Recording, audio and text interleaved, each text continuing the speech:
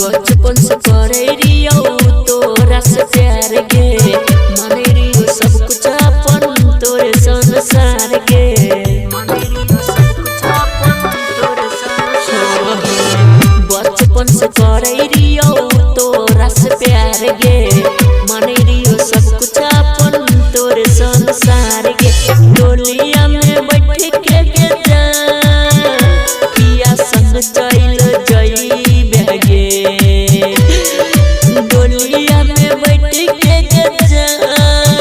पिया संग चल जई बेगे याद जब आइबो तोरा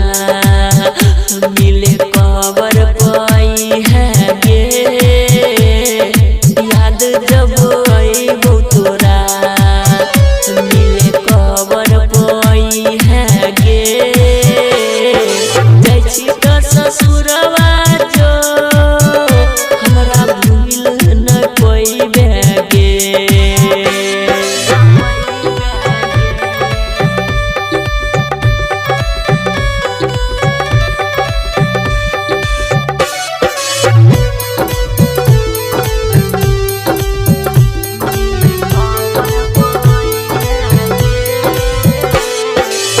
दिलही जखम के करोन दी है पिया के साथ पगली खुशहाल रही है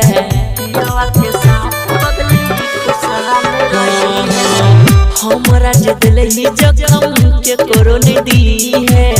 पिया के साथ पगली खुशहाल रही है रणजीत सुभाष के दिल के बात बताई है गे रणजीत सुभाष के दिल के बात बताई है गे